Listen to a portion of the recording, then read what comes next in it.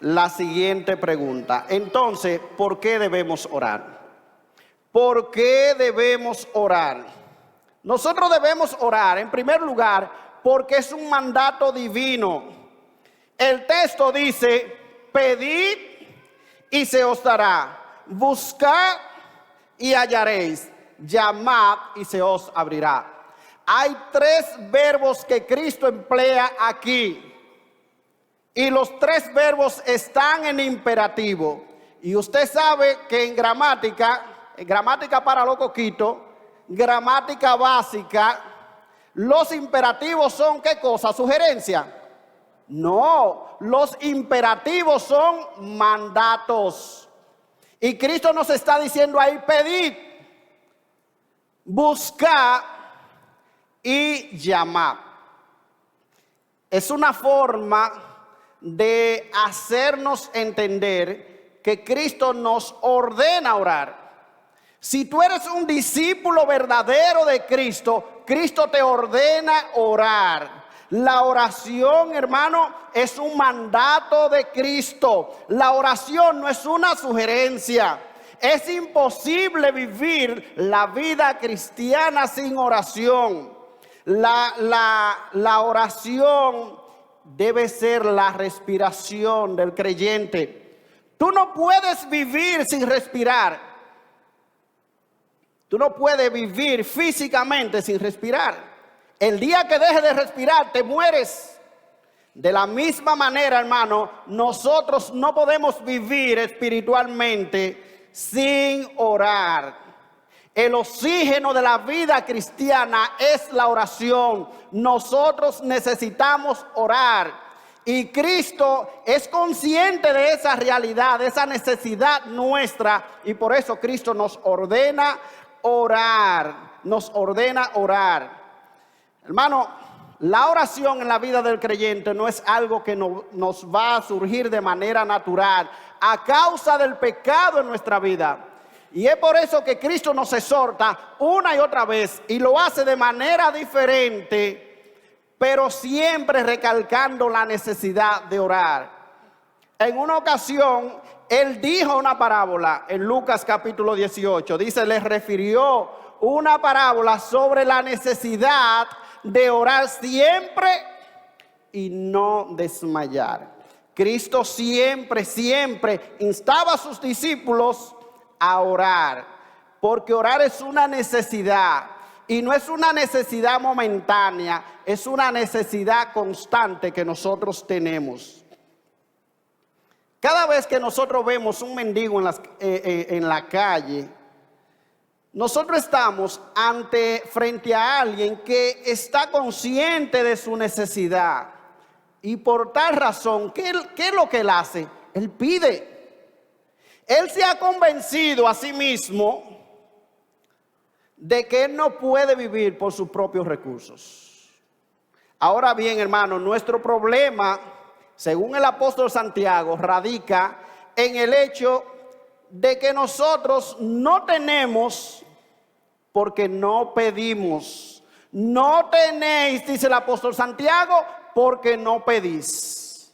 Y otra vez nos dice, y no recibís porque pedís mal. De manera que nosotros tenemos dos problemas con la oración. Uno es que no pedimos, no oramos. Es otra manera del apóstol decir que no oramos. O sea, tú no tienes respuesta delante de Dios porque tú no oras. Y cuando sueles orar, no obtienes lo que pide porque tú pides mal.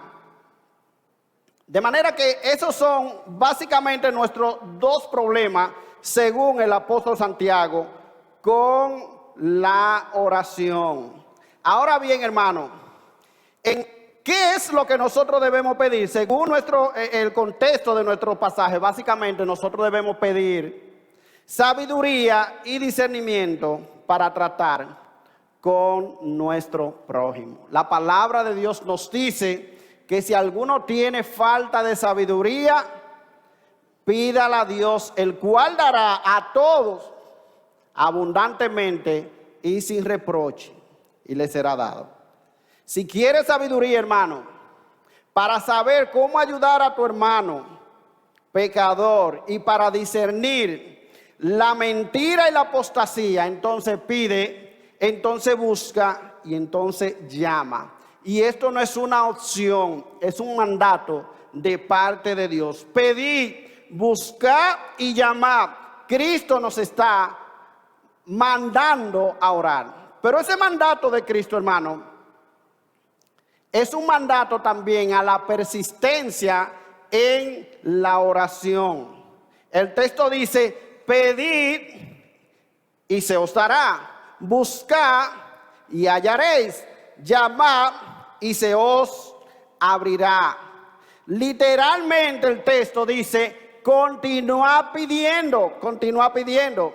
En español, en nuestro idioma español, la traducción Reina Valera 60 no es tan obvio la traducción. Pero en griego hay una manera para decir haz esto, y hay otra manera para decir haz esto y síguelo haciendo. De manera que viene siendo como un imperativo presente o continuativo. La idea es que la acción es un mandato que debe continuar en el tiempo, debe extenderse en el tiempo.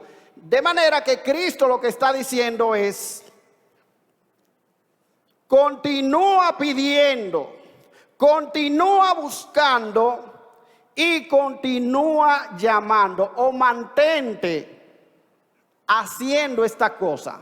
Mantente pidiendo, mantente buscando, mantente llamando. Hermano, el mendigo es alguien que está consciente que no puede vivir con la dádiva de un solo día.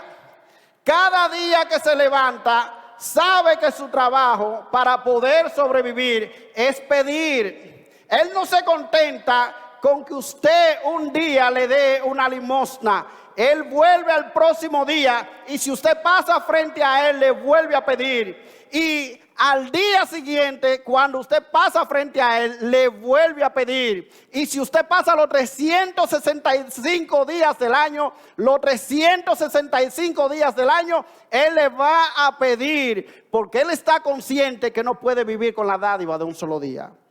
Él está consciente que necesita pedir constantemente. Él vive de eso.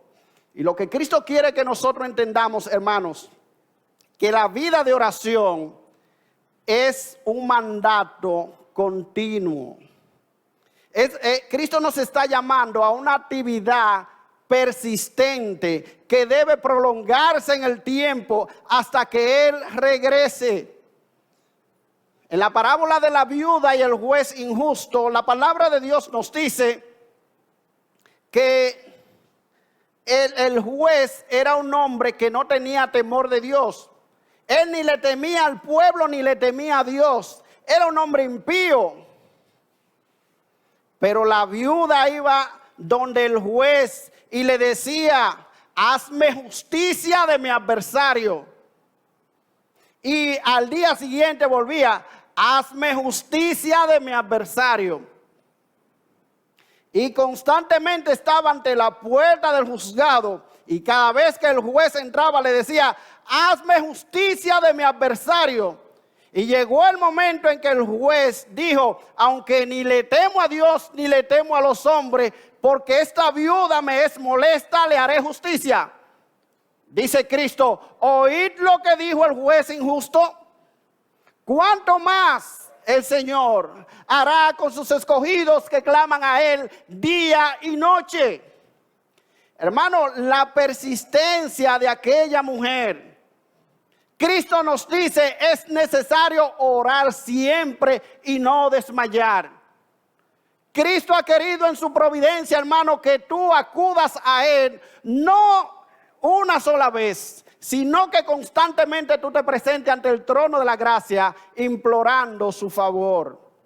Es por eso que nos dice el apóstol Pablo, en la primera carta a los tesalonicenses, que nosotros debemos orar sin cesar.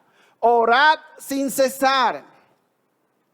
En otra ocasión, en Lucas capítulo 11, Cristo dice lo siguiente: ¿quién de vosotros que tenga un amigo y va a él a medianoche y le dice, amigo, préstame 3 panes, porque un amigo mío ha venido a mí de viaje y no tengo que ponerle delante?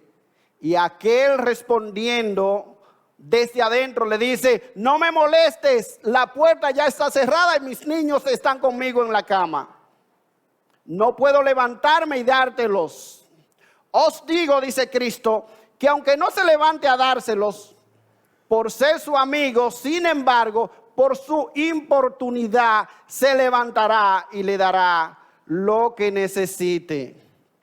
De manera, mis hermanos, que Cristo está diciendo, es necesario ser persistente, es necesario importunar ante el trono de la gracia. Ve una y otra vez, mantente pidiendo, mantente buscando, mantente llamando. No sea como esa persona que muchas veces llaman a una casa, llaman a una oficina pública, llaman a alguien que ellos necesitan conseguir. Y el teléfono da 2 timbrazos, 3 timbrazos y ellos hacen ¡pa! Y cuelgan el teléfono. Y cuando la persona del otro lado toma el teléfono, colgó. Hermano, muchas veces nos pasa así. En nuestra vida de oración no somos persistentes. Y Cristo nos manda, nos está diciendo aquí, que la vida de oración de un discípulo verdadero de Cristo, la oración tiene que ser persistente. Dice John MacArthur lo siguiente: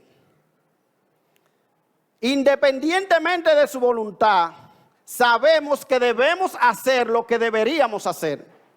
Si estamos pidiendo al Señor que nos ayude a encontrar un trabajo, nosotros mismos debemos estar buscando trabajo mientras esperamos su guía y provisión.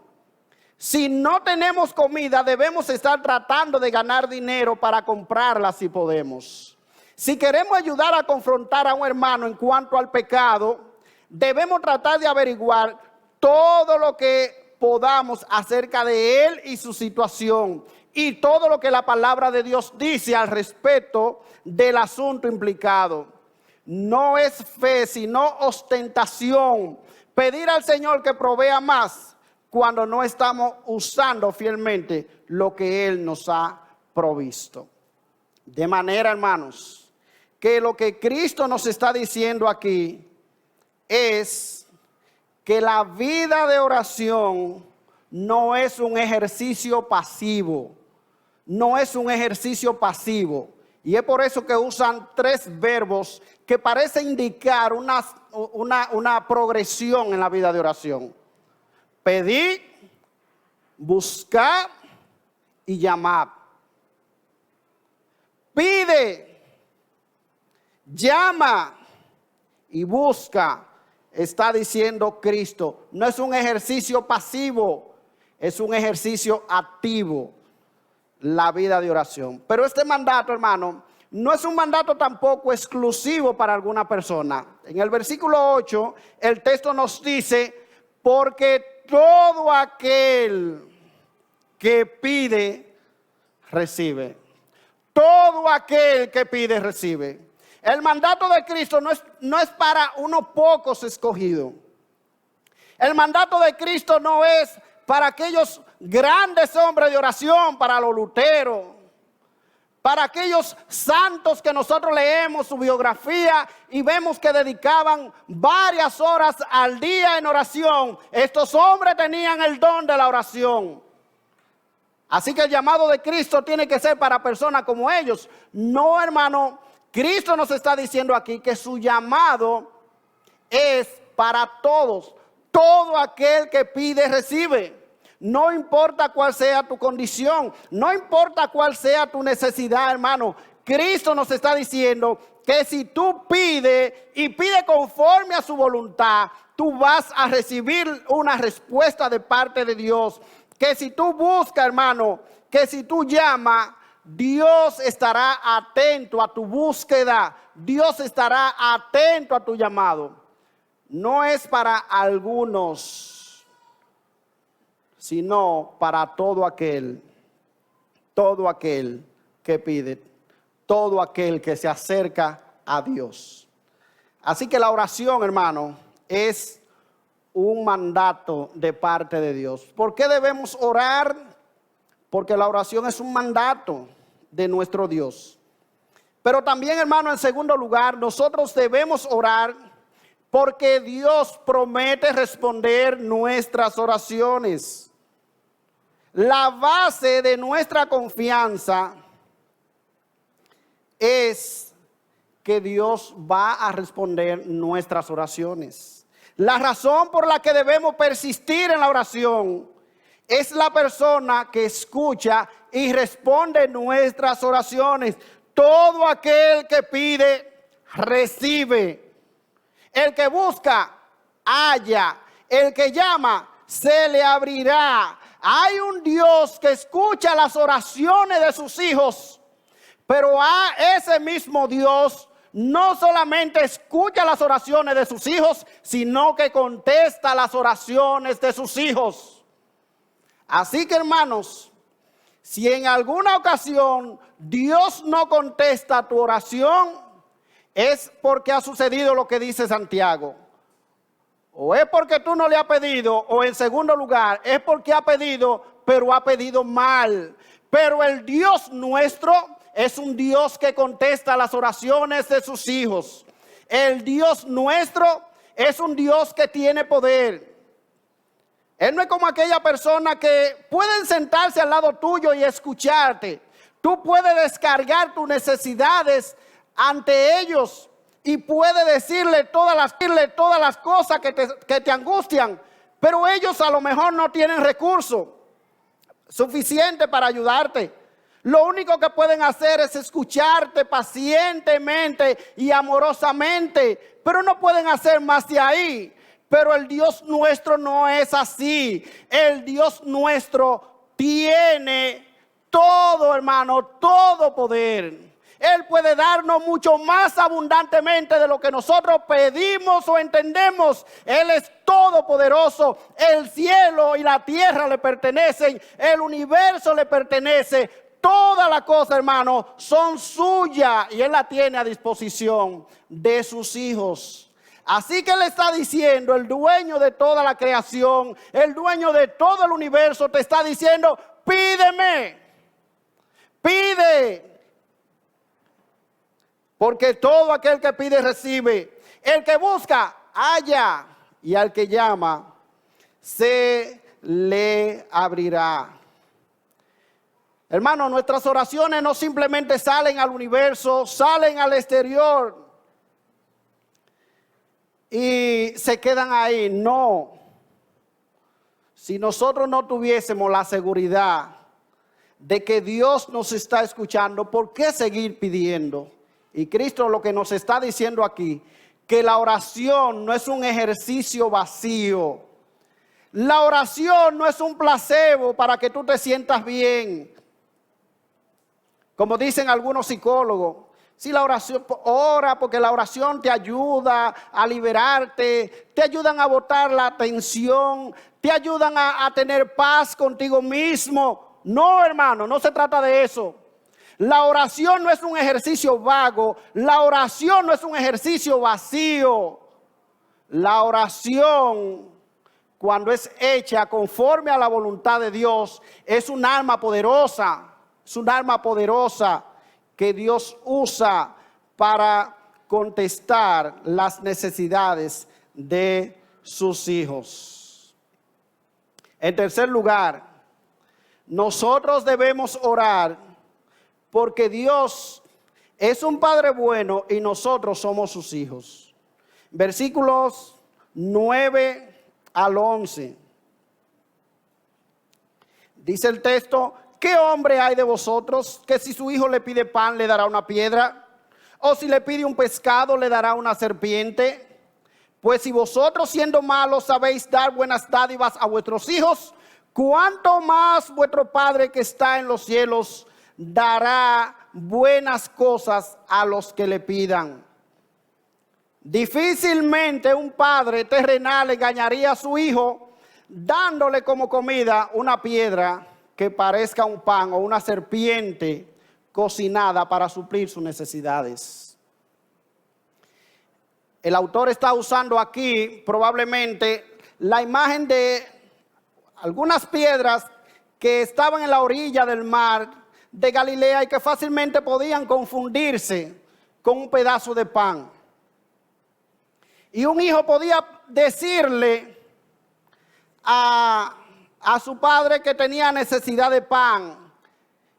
Y un padre, a lo mejor cruel, podía tomar una piedra de esa y ponérsela delante de su hijo. Y el autor dice, no hay padre que normalmente engaña a su hijo de esa manera, por malo que sea. Si su hijo le pide pan, no le da una piedra. Si su hijo le pide un pescado, él no le da una serpiente. Él no agarra una serpiente y la cocina y se la da a su hijo. Y el autor básicamente aquí está usando dos tipos de necesidades que puede tener un niño, que puede tener una persona, una necesidad física y una necesidad espiritual. La necesidad física es la necesidad de pan y la necesidad espiritual tiene que ver con el hecho, y por eso menciona el autor la serpiente, que era un animal inmundo, en que si un niño tenía una necesidad, en este caso dice, si el niño le pide en su inocencia al padre, el padre no va a tomar algo inmundo para dárselo a su hijo. De manera que Cristo lo que está diciendo es que no es natural para un padre ignorar las necesidades físicas y espirituales de sus hijos. No es natural. Por eso Cristo dice, ¿qué hombre hay de vosotros que si su hijo le pide pan le dará una piedra? O si le pide un pescado le dará una serpiente o algo inmundo. Pues si vosotros siendo malos sabéis dar buenas dádivas a vuestros hijos, cuánto más vuestro Padre que está en los cielos dará buenas dádivas a los que le pidan. Hermano, Cristo está usando aquí un argumento que va de lo menor a lo mayor, o como se conoce un argumento a fortiori, que Cristo está diciendo, si eso lo hace un padre humano imperfecto, un padre con muchos defectos, un padre que no conoce a cabalidad las necesidades humanas, si él es incapaz de hacer eso con sus hijos, ¿cuánto más vuestro Padre que está en los cielos dará buenas cosas a los que le pidan? Dios no es como un padre humano. De manera que lo que Cristo está resaltando aquí es que nuestra confianza en la oración deriva del carácter, del conocimiento del carácter de nuestro Dios. Hermano, la palabra de Dios nos dice que toda buena dádiva y todo don perfecto desciende de lo alto, del Padre de las luces, en el cual no hay varianza ni sombra de variación. El Señor es bueno, dice el salmista, para siempre es su misericordia. Dios es un Dios bueno, Dios es un Dios lleno de misericordia. Y nosotros los creyentes debemos creer que los propósitos de Dios para con nosotros son realmente buenos. En Jeremías capítulo 29, un versículo muy conocido, versículo 11, dice el profeta, porque yo sé los pensamientos que tengo acerca de vosotros, dice Jehová. Pensamiento de paz y no de mal, para daros al fin lo que esperáis. Hermanos, el profeta está hablando en un contexto donde la nación de Israel iba a experimentar 70 años de desolación. 70 años como esclavos en Babilonia, 70 años, lejos de su tierra, sirviendo a otros dioses. Y el profeta, Dios hablando a través del profeta, le está diciendo a ellos: a pesar de la aflicción, a pesar de la tribulación, yo sé los pensamientos que tengo acerca de vosotros. Pensamiento de paz y no de mal, para daros al fin lo que esperáis. Hermano, la razón por la que nosotros podemos persistir en la oración es porque tenemos un Padre bueno en los cielos. Un Padre que dará a sus hijos buenas cosas. Eso dice aquí el texto: cuanto más vuestro Padre que está en los cielos dará buenas cosas a los que le pidan. Fíjense que Cristo no está diciendo aquí que Dios le va a dar cualquier cosa que usted le pida.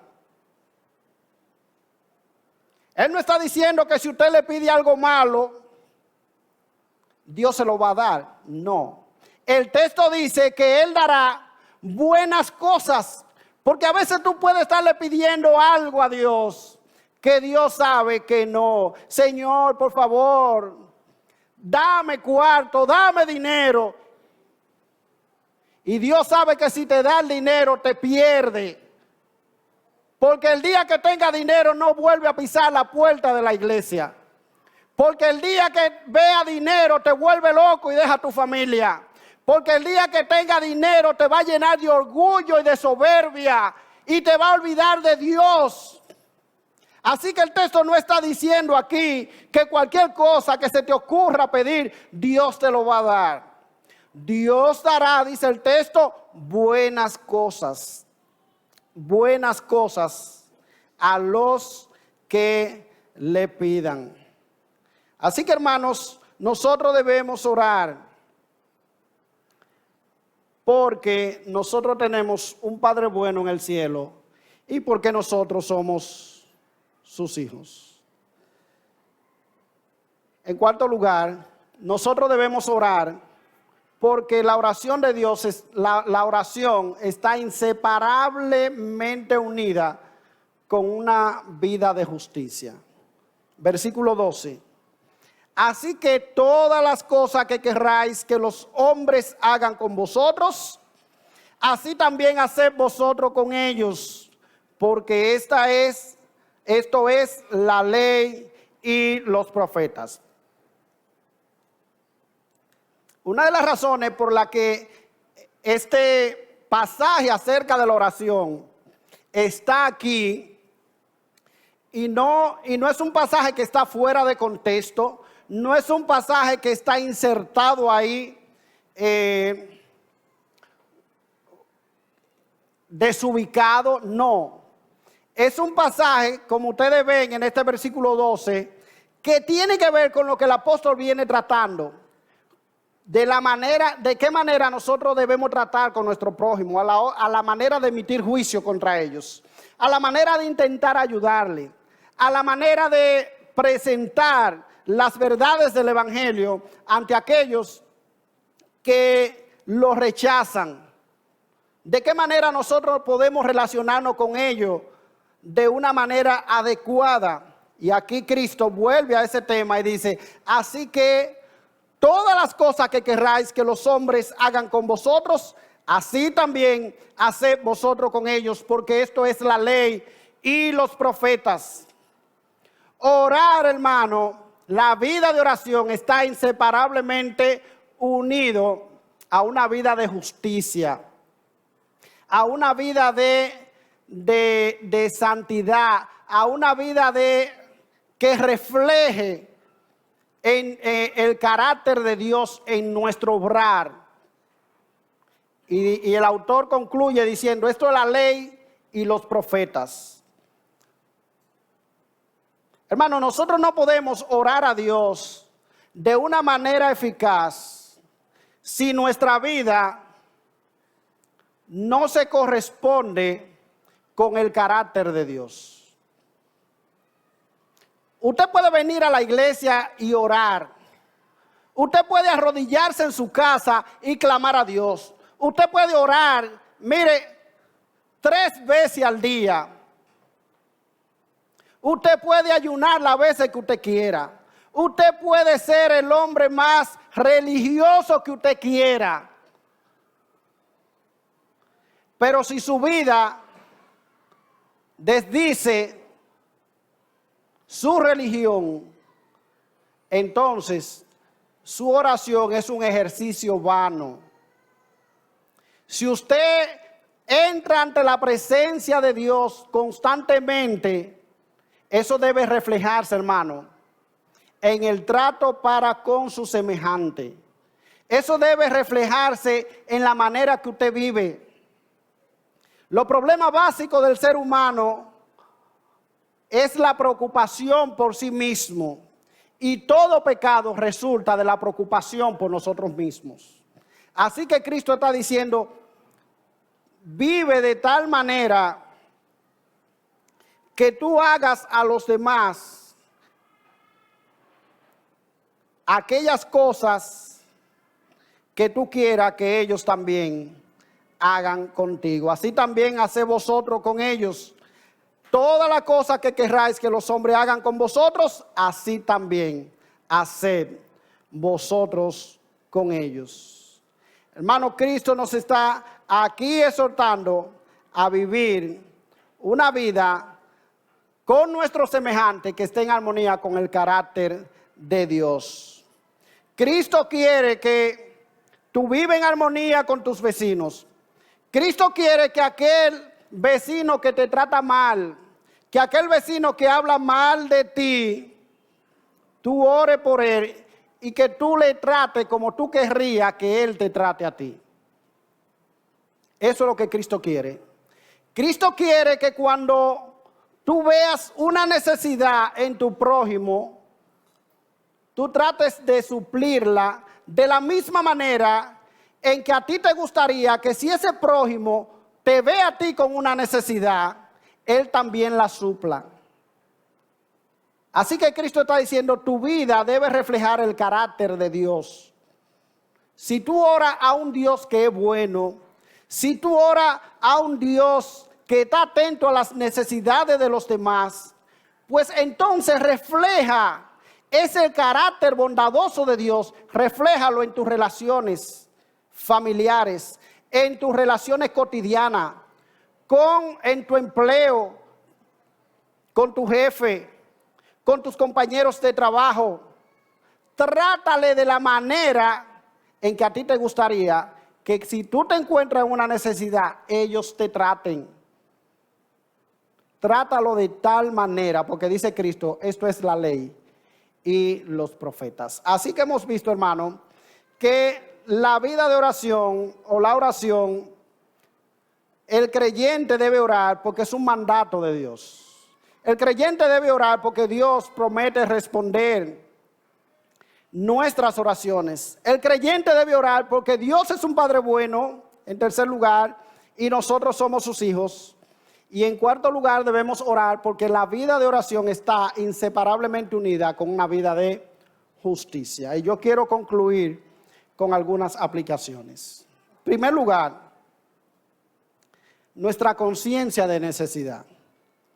Hermano, una de las razones por la que nuestra vida de oración es tan débil es por nuestra falta, es por la falta de conciencia de nuestras carencias. Para pedir hay que sentirse necesitado. Para buscar hay que sentirse perdido. Y para llamar hay que sentirse que se está fuera. Pero el problema nuestro, hermano, con la vida de oración es que no tenemos conciencia de las necesidades de nuestra vida cristiana. No nos damos cuenta, hermano, de los peligros que nos rodean. No nos damos cuenta de la necesidad imperiosa que nosotros necesitamos. Nosotros necesitamos del poder de Dios para poder vivir la vida cristiana y nosotros no nos damos cuenta de esto muchas veces. Hermano, si tú estás luchando con algún pecado en específico, si parece que la tentación te sobrepasa, si tú has sentido el deseo de tirar la toalla en tu lucha contra el pecado, si te has sometido a alguna regla o algunos consejos tratando de vencer ese pecado o esa tentación y todo eso te ha fallado y el pecado te sigue dominando, entonces Cristo te dice aquí que lo que tú tienes que hacer es pedir, es buscar, es llamar. Es llegarte ante la presencia de Dios y decirle, Señor, dame gracia, Padre, dame auxilio. Yo no puedo en mi propia fuerza. Cristo te está diciendo, reconoce tu necesidad. Reconoce que es imposible que viva la vida cristiana por tus propios medios. Necesitamos depender de Dios, hermano, para nuestra lucha del día a día. Es imposible, hermano, relacionarnos adecuadamente con nuestro prójimo sin la ayuda divina. Es imposible que tú puedas relacionarte de manera adecuada con tu esposa y ni decir con la suegra sin la ayuda de Dios. Hermano, necesitamos la oración, necesitamos el poder de Dios para relacionarnos de manera adecuada. A veces cuando surgen los problemas en el matrimonio, cuando vienen las dificultades, nosotros nos sorprendemos. Cuando uno le pregunta a cualquier hermano que vienen con problemas de matrimonio a la iglesia acerca de su vida devocional, bajan la cabeza. No están orando, no están leyendo la palabra de Dios, no están buscando el rostro del Señor. Hermano, si tú no tienes una vida de comunión con Dios diario,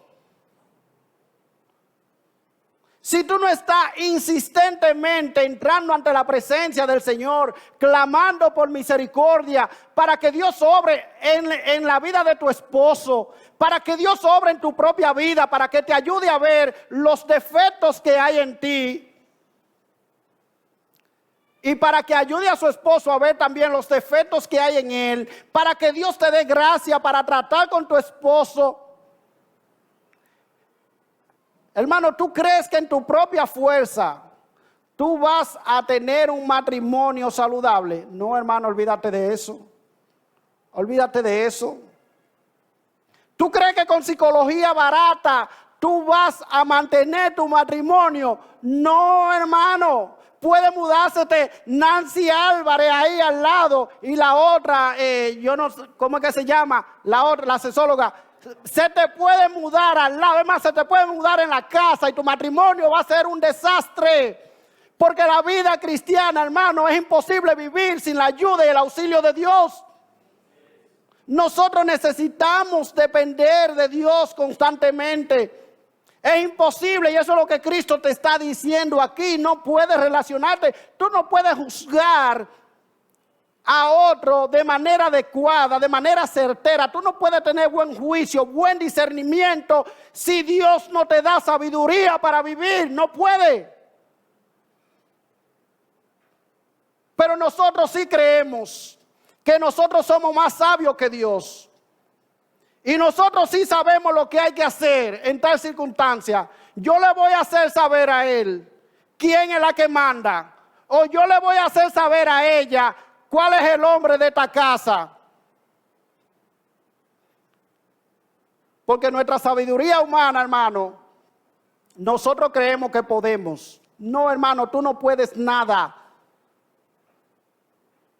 La vida te da 3 vueltas y te vuelve un disparate. Tú necesitas el auxilio de Dios. Tú necesitas que Dios esté en tu casa. Tú necesitas que Dios esté cada mañana en tu hogar, cuando te levantas, leyendo la Escritura, clamando a Dios por gracia. Señor, mira, nos encomendamos en tu mano, mi familia. Tú necesitas instruir a tus hijos, hermano, de una manera bíblica.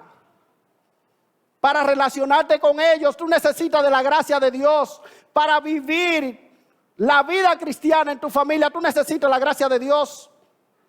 Y hacia afuera más, en tu trabajo. ¿Cómo yo puedo tener una relación armoniosa en mi trabajo? ¿Cómo yo puedo testificar de Dios en mi trabajo? Sea yo jefe, sea yo subalterno, sea lo que sea. Yo necesito la gracia de Dios. Es imposible vivir la gracia de Dios, hermano. Vivir la vida cristiana sin la gracia de Dios. Y para eso, hermano, tenemos que orar. Esto no es algo opcional. Si hay algo que está afectando la vida de la iglesia, tu vida, hermano, es la vida de oración. Es la falta de conciencia de nuestra necesidad. Porque ustedes saben que, a final de cuentas, nosotros entendemos que nuestra principal necesidad es falta de cuarto, falta de dinero.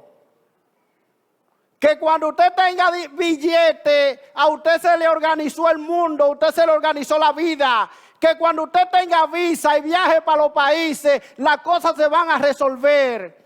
Que cuando usted tenga un apartamento o una casa y una cuentecita en el banco, usted está bien. Mentira del diablo, hermano. Será más miserable. Necesita de Dios, necesita el auxilio de Dios. Y eso es lo que está diciendo el Señor aquí. Que usted necesita verse a sí mismo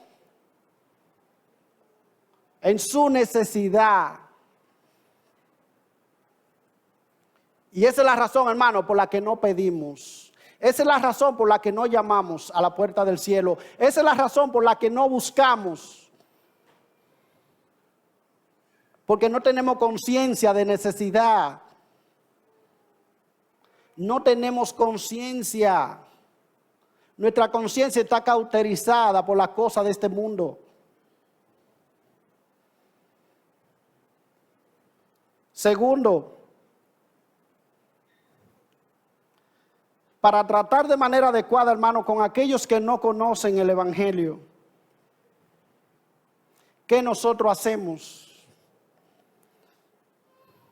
Si tú tienes un cónyuge, hermana, que no quiere escuchar una palabra más de Cristo, ¿qué tú debes hacer? Cristo dice, no eche la perla delante de los cerdos. Joven, si tus padres no quieren saber nada de la fe que tú has encontrado, ¿qué tú debes hacer? Cristo dice, bueno, pues para de predicarle, no le siga predicando. Ajá, y entonces, ¿qué yo debo hacer, hermano? Porque yo quiero que ellos se conviertan. Cristo dice, pide, busca y llama. Ora a Dios, déjaselo a Dios, que Dios va a obrar en su vida. Entrégale a ese esposo que no quiere saber nada del Evangelio. O esos padres, o ese jefe, o ese amigo que no quiere escuchar la palabra de Dios. No le siga predicando si él no quiere escuchar.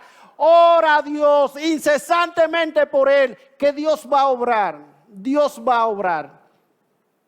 Ante esa circunstancia, solamente ora y déjale a Dios los resultados. Y vives de tal manera delante de Él que tu testimonio le deje la boca callada, le tape la boca a todo argumento perverso que tenga en contra del Evangelio.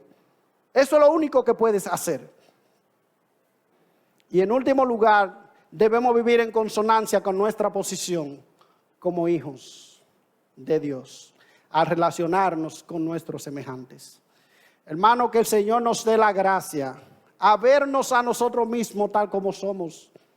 Que Dios nos dé la gracia de quitar la viga que hay en nuestro propio ojo, sacar la rama, la estaca que hay en nuestros propios ojos, de manera que nosotros podamos ver nuestra propia necesidad cada día. Y al vernos a nosotros mismos tal como somos, tengamos una actitud más humilde. Y que eso nos haga venir ante la presencia del Señor a clamar por ayuda, a clamar por gracia, para nosotros tratar con nosotros mismos primero y tratar de una manera adecuada con nuestros semejantes. Que el Señor nos dé la gracia, hermano, de pedir, de buscar y de llamar ante el trono de la gracia.